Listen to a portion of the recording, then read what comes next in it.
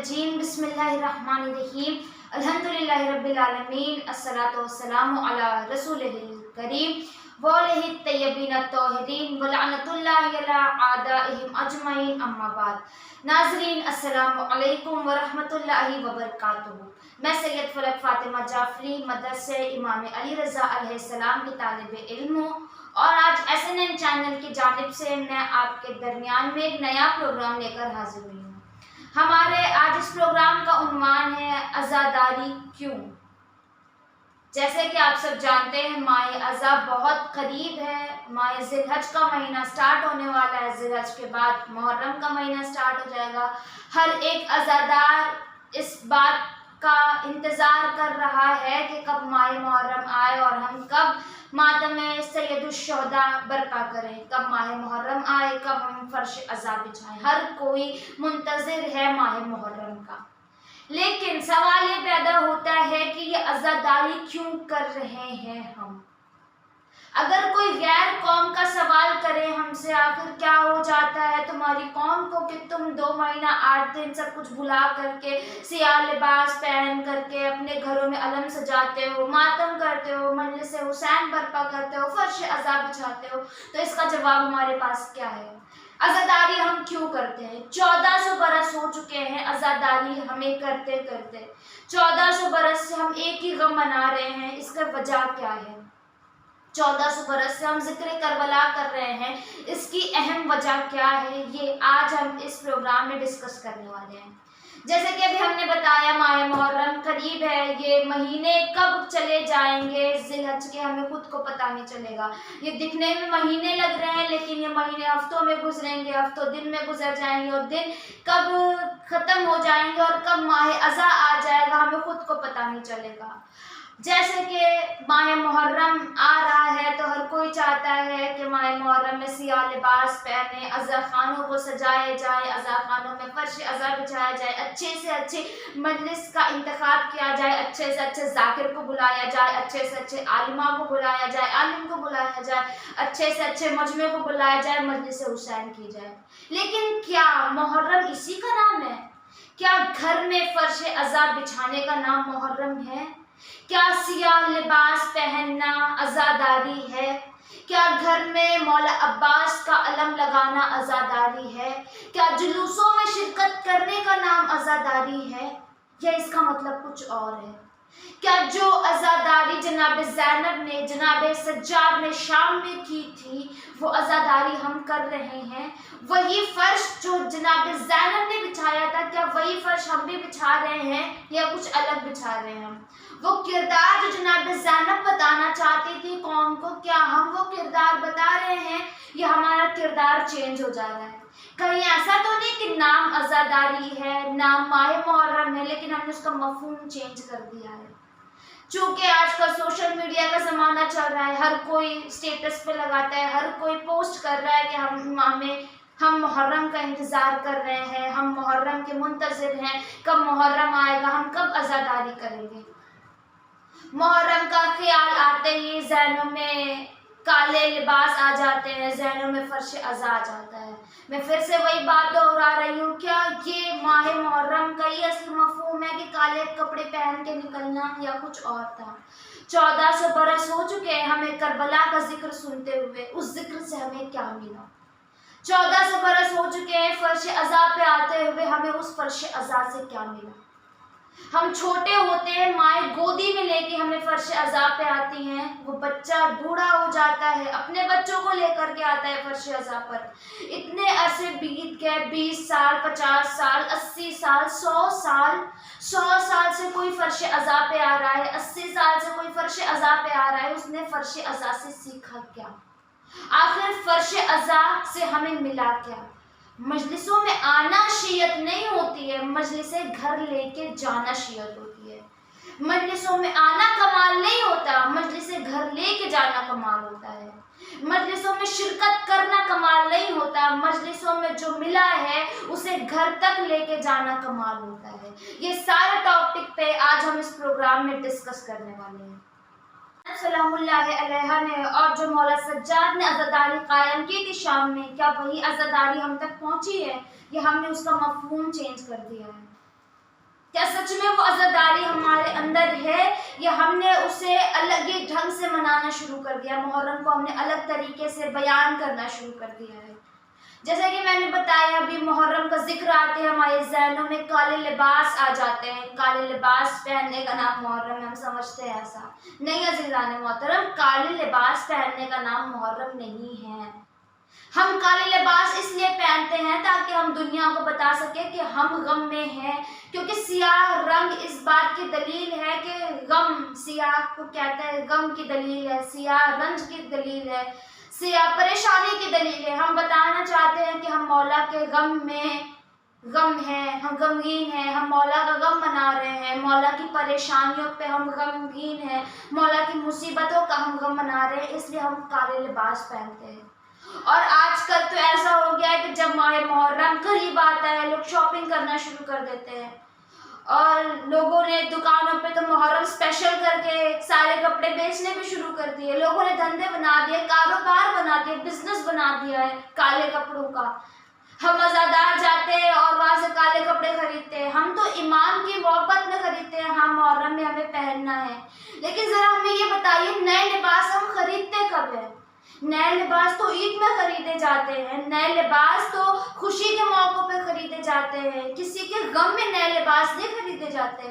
اور ہم ماہ محرم میں کیا کرتے ہیں؟ نئے لباس خریدنے ہیں، کالے کپڑے خریدنے ہیں، نئے کالے کپڑے خریدنے ہیں۔ کپڑے چاہے کالے ہو، چاہے لال ہو، چاہے سفید ہو، نئے تو نئے ہوتے ہیں۔ ہم سمجھتے ہیں کہ نئے کالے کپڑے خریدے، نئے سیاہ رنگ خریدے، نئے سیاہ کپڑے خریدے، ہم اسے زیبتن کر کے جب نکلیں گے تو لوگوں کو لگے گا کہ ہم غم منا رہے ہیں۔ کپڑوں سے نہیں پتہ چلتا کہ غم منا رہے ہیں، ہمارے کردار سے پتہ چلتا ہے غم منا رہے ہیں۔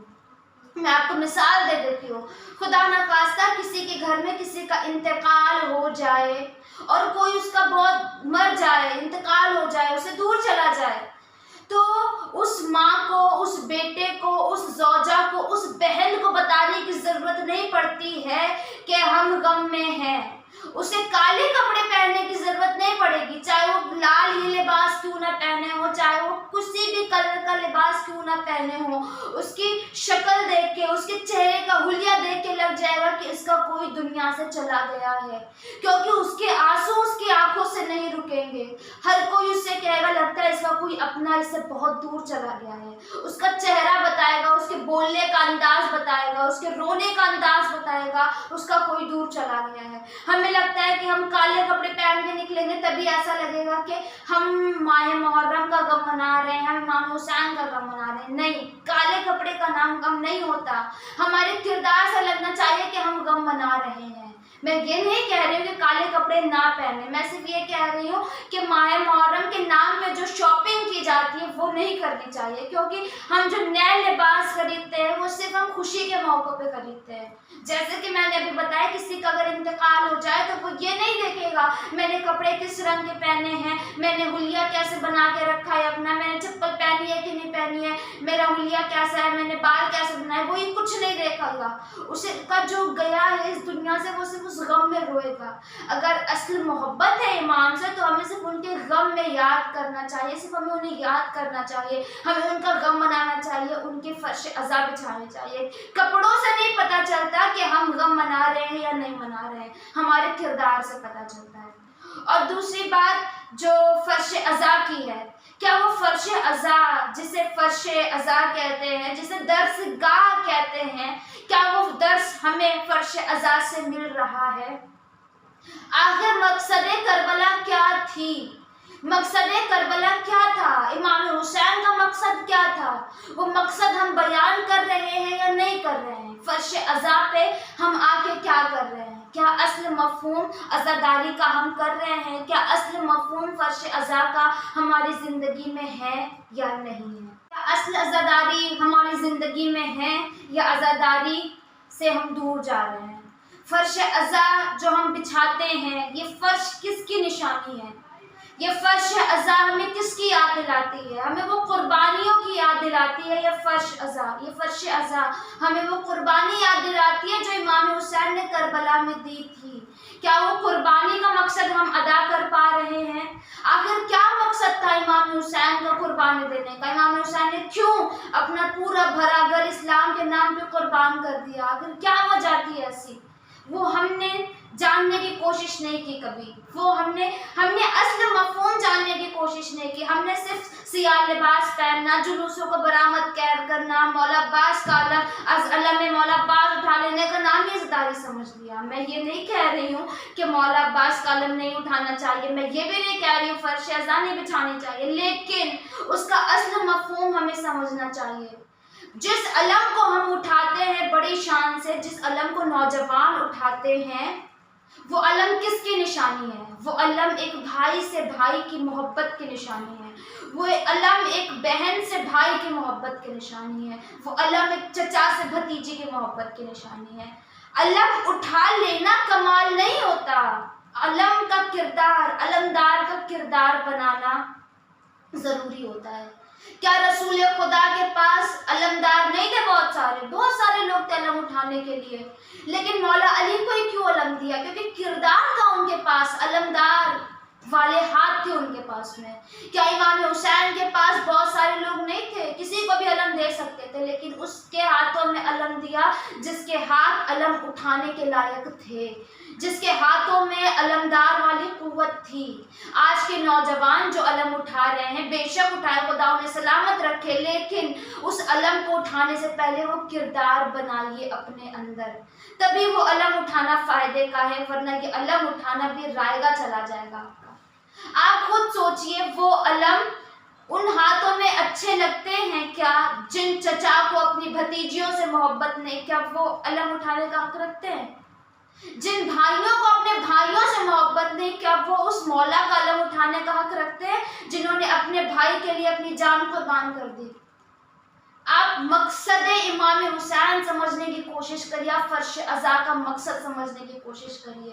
مجلسوں میں آنا شیعت نہیں، واپس کہہ رہی، مجلسوں میں آنا شیعت نہیں ہوتا، مجلس گھر میں لے کے جانا شیعت ہوتی ہے۔ مجلسوں میں جو سب سے اہم پیغام ہمیں ملتا ہے وہ یہ ملتا ہے کہ امام حسین علیہ السلام نے ہمیں یونٹی سکھائی ہے، ایکویلٹی سکھائی ہے، ساتھ میں رہنا سکھایا ہے۔ اب آپ سوچ رہے ہوں گے وہ کیسے سکھایا؟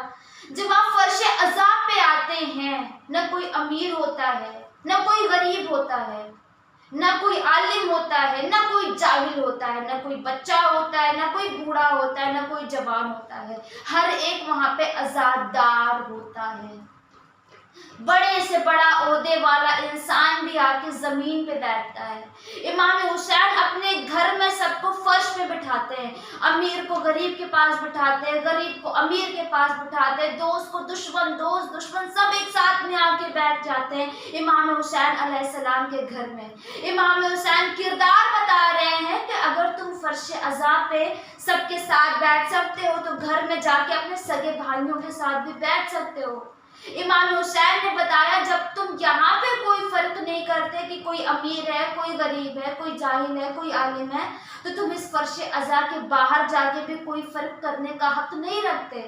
جب تم میرے گھر میں بغیر عداوت کے بیٹھ جاتے ہو تو اپنے دل سے عداوت نکالو، اور جب تم گھر سے، جب تم فرش ازاں سے اٹھ کے باہر نکلو تو تمہارے دل سے سارے رنج، سارے غم، ساری غصہ، ساری بغض نکل جانا چاہیے۔ اگر ہمارے اندر وہ کردار آ گیا جو امام حسین نے دیا تو فرش ازاں پہ آنا بہت زیادہ اہم ہوا، بہت زیادہ اچھا ہوا۔ لیکن اگر ہمارے اندر وہ کردار نہیں آیا تو فرش ازاں پہ آنا ہمارے لیے کوئی ضروری بات نہیں ہے۔ اگر مقصد فرش ازاں ہم نے نہیں سمجھا تو فرش ازاں پہ آنا ہمارے لیے کوئی فائدہ مند نہیں ہوا۔ ہمارا فرش ازاں پہ آنا اسی طریقے سے ہوگا کہ ہم نے اپنا ٹائم ویسٹ کر دیا، کیونکہ ہم نے کچھ سیکھا ہی نہیں فرش ازاں سے۔ فرش ازاں پہ ہمیں امام حسین نے ایکویلٹی سکھائی تھی، یونٹی سکھائی تھی، لیکن ہم کیا کرتے ہیں؟ فلاں کی مجلس میں نہیں جانا ہے، ان کی مجلس میں نہیں جانا ہے، ان کی مجلس میں نہیں جانا ہے، ہماری مجلس میں وہ لوگ نہیں آتے، ہم ان کی مجلس میں نہیں جائیں گے۔ ہم نے ہماری، ان کی، تمہاری مجلس بنا دی ہے۔ اگر یہ ہماری، ان کی اور ان کی مجلس ہے تو اس میں امام کی مجلس کہاں ہوئی؟ جس دن ہم یہ سوچیں گے نا کہ وہ ان کی مجلس سے ہم کسی فرش پہ نہیں جائیں گے، لیکن ہم جس دن یہ سوچیں گے کہ امام کا فرش بچھا ہے، ہم قاتل کے بھی گھر میں چلے جائیں گے، کیونکہ امام کا فرش ہے۔ ہمیں اس انسان سے غرض نہیں ہے، ہمیں اس امام سے غرض ہے، ہمیں اس امام کے پاس جانا ہے، ہم اس امام کے دربار میں جانا چاہتے ہیں۔ پھر وہ قاتل کا بھی گھر کیوں نہ ہو، ہم اس کے بھی گھر میں چلے جائیں گے اگر ہمیں اصل مفہوم پتہ چل گیا عزاداری کا۔ ہمیں لگتا ہے کہ عزاداری زیادہ سے زیادہ تبرکات بانٹنے کا نام عزاداری، زیادہ سے زیادہ کثیر تعداد میں جمع ہونے کا نام عزاداری۔ میں یہ نہیں کہہ رہی ہوں تبرکات نہ بانٹے، میں یہ نہیں کہہ رہی ہوں کثیر تعداد میں لوگوں کو جمع نہ کرے، بے شک کرے، پورے بہت اچھی بات ہے یہ، لیکن صرف یہ سمجھ لینا کہ زیادہ سے زیادہ کثیر تعداد میں مجلس برپا کرنے کا نام عزاداری، یہ غلط ہو گیا، کیونکہ جو عزاداری ہے وہ امیر بھی کرتا ہے اور غریب بھی کرتا ہے۔ امیر اپنی حیثیت سے کرتا ہے، غریب اپنی حیثیت سے کرتا ہے، اور جو امام ہے وہ دلوں کے راز جانتے ہیں۔ امام کو خلوص چاہیے، امام کو خلوص نیت چاہیے، امام کو پیسوں سے فرق نہیں پڑتا، امام کو تعداد سے فرق نہیں پڑتا، امام کو خلوص سے فرق پڑتا ہے۔ جو غریب ہے وہ بھی مجلس کر رہا ہے، اگر وہ اس کے دل میں خلوص ہے امام اس کے مجلس قبول کر لیں گے، لیکن وہی امیر اگر دکھاوے کے لیے کرے گا، لوگ بہت واہ واہ کریں گے، لوگ ماشاءاللہ کہیں گے، تو امام کہیں گے کہ تم نے میرے لیے کی تھی یا اپنے لیے کی تھی؟ لوگوں کے لیے کی تھی تو لوگوں کو جا کے دے دو۔ امام کو خلوص چاہیے، عزاداری میں خلوص پیدا کریے۔ انتظار کر رہے ہیں اگر محرم کا تو اس خلوص کے ساتھ کریے، اور یہ عہد کریے کہ اس سال کا محرم جو ہم کریں گے وہ خلوص نیت کے ساتھ کریں گے، صرف اور صرف امام کی محبت کے ساتھ کریں گے۔ انشاءاللہ اسی پروگرام کے اگلے ایپیسوڈ کے ساتھ ہم آپ کی خدمت میں پھر حاضر ہوں گے۔ فی الحال کے لیے بس اتنا ہی۔ کسی شاعر نے بہت خوب کہا ہے کہ تخلیق ہوئے ہم جو ہیں زہرا کی دعا سے، تخلیق ہم ہوئے ہیں جو زہرا کی دعا سے، منسوب ہر ایک سانس رہے کرب بلا سے، اور مجلس ماتم کو تماشا نہ بنا اپنی انا سے، زہرا نہ چلی جائے کہیں فرش عزا سے۔ والسلام علیکم ورحمۃ اللہ وبرکاتہ۔